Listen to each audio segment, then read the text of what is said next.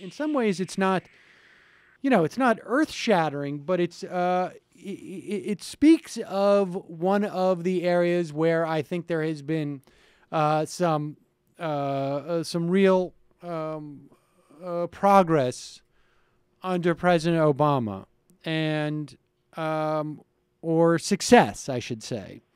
Earlier today, I think it is, or yesterday, AIPAC, which is the American Israel Public Affairs Committee, it is a right-wing, pro-Israel, far-right lobby that... I wouldn't even call it pro-Israel. I think that's giving them too much credit. They claim they're pro-Israel, and yet everything they support actually is not in the interest of Israel. I would say pro-Likud lobby, let's say. And they have an incredible, I think, ability to sway lawmakers. There's, between the Christian Zionists and Jewish lawmakers who are courting big money donors, and frankly, just big money, right-wing, big money, right-wing conservative Israel donors. They have an outsized, I think, power.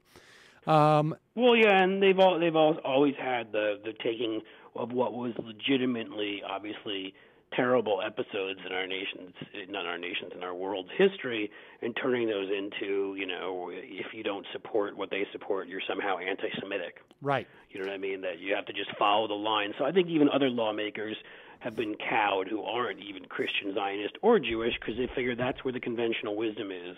At least it was for a while with these guys. But as these guys have gotten further and further to the right and become more and more insane in what they support, then you're right. Pushback by some people on the, not even the left, really the center, the left, has led them to lose some of their influence, and that can only be a good thing as far as I'm concerned. All right. Well, I get what you're saying, Cliff. You're saying the Holocaust never happened. So what proof do you have? It's a history. It's not science you can observe today, as Ken Ham said. That's right. Oh, we'll get to that story. Years ago, who are you to tell me it happened? we will get to that story. I can't wait till someone clips this one brief part of this segment. I know. So I'm sure whoever that is wouldn't take it out of context. Right, either. Never. One thing that we said following the State of the Union address, which I thought was really greatly underreported, was President Obama's vow to veto any new Iranian sanctions bill that passed both houses at this time, because as you know, there is basically a preliminary, I guess you could say, agreement between the United States and Iran regarding an easement of some of the sanctions against Iran for an easement of some of their enrichment programs. Right. And there was great concern, at least when that when that preliminary deal was announced, that and this is a 6-month deal that sort of precludes the next round of, or presages the next round of negotiations for a final deal. There was some concern that there was going to be a big push to push through another round of sanctions, which would have scuttled, for all intents and purposes, that deal. It now seems that is dead in the water. AIPAC has come out, and we can talk a little bit about why we think AIPAC did this, but they have come out and said, we do not support an immediate vote on Iran sanctions. And this is just after 42 Republican senators demanded a vote on sanctions. And so it was mostly Republicans. But let's be honest here. There were more than a dozen, probably about 14, 15 Democrats. And the sad thing about it is that the majority of them, not all of them, but maybe a majority is even too strong, but a good number of them were ones that often are very good on other issues because they're based in states with large Jewish populations on the coasts, for example, and we're supporting this thing because again, the conventional wisdom. You can't go up against AIPAC. So some of the people that sometimes do some very good things, but then a few of them who seem to be more courageous, I don't know if that's what I don't know if it was just Obama's standing up and saying that in some sort of backroom negotiating, or he reached out and some of the senators heard the argument, because a few of them, I think of Kirsten Gillibrand as one who, and there were at least one or two others, seemed to be backing away from that, even before AIPAC came out and backed down themselves. And so maybe they were losing people. Yeah, and even Menendez, I think, Menendez at that point, who was one of the co-sponsors of the bill, had said, look, this is becoming too partisan, that we shouldn't have a vote until we really are clear that we have broader partisan support, because I think there were maybe 16 Democrats, and it's interesting. I mean, it's good news that we're not going to see this vote, or it appears we're not going to see this vote. But AIPAC is often used for the right wing as a justification. Like, look, they're the premier Israel lobby. You're against Israel if you don't get on board with this. My sense is that this was as much about saving AIPAC's power as anything else.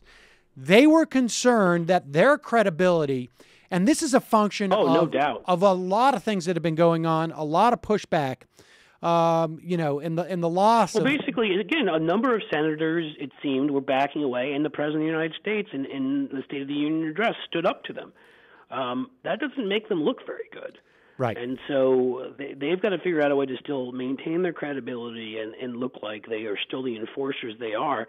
And they weren't going to look that way because who knows? We don't know what was about to happen. But you point out Menendez, I point out Gillibrand. I know there were a few others, I don't remember off the top of my head, who were starting to back away and say, we're not going to be with you on this. And that, you start losing some people like that, that hurts, and they don't want to do that. So, and maybe I'm reading a little bit. I may be reading a little bit too much into this, but I think that it is clear that the power dynamics in terms of Israel are really genuinely shifting, and at least in some small measure.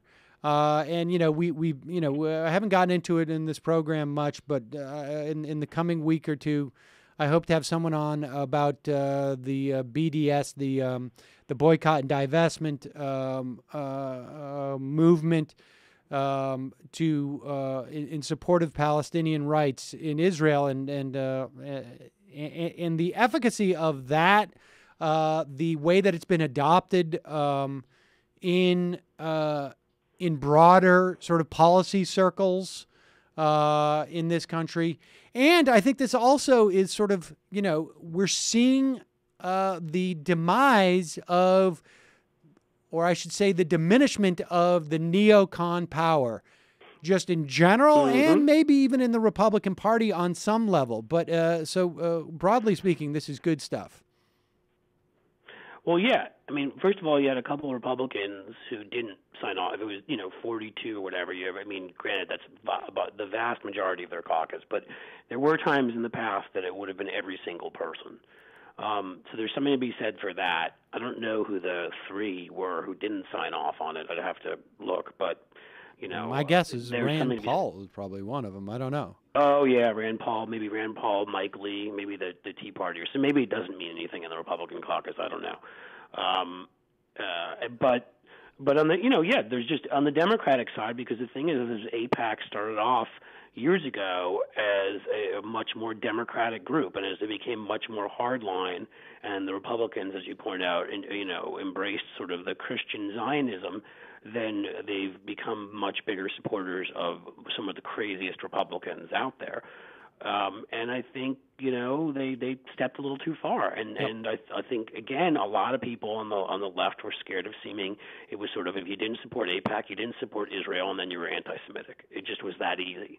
And I guess that's just not the calculation anymore. You have other groups like J Street and others that are much more moderate and reasonable. You've got just the fact that, again, that they've pushed things to the part where they've pushed things to. and with settlements and the rest, and I think that's affected a lot.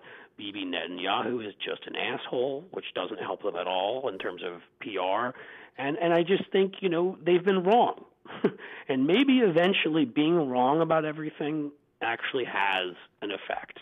Well, I like to think it does. I've not always. Hope springs eternal. Well, yeah, and again, I'm not saying definitively, but being that they pushed so hard for the invasion of Iraq, that's done nothing but strengthen Iran and destabilize the region, and basically strengthened other so-called enemies of Israel, removing a bulwark to Iran and all the other things, the instability and things that went wrong there. If you actually do believe that in Israel and you wouldn't want bad things to happen to Israel, that was perhaps the dumbest thing you could have done. Right. So maybe some people have learned some lessons. Let's hope.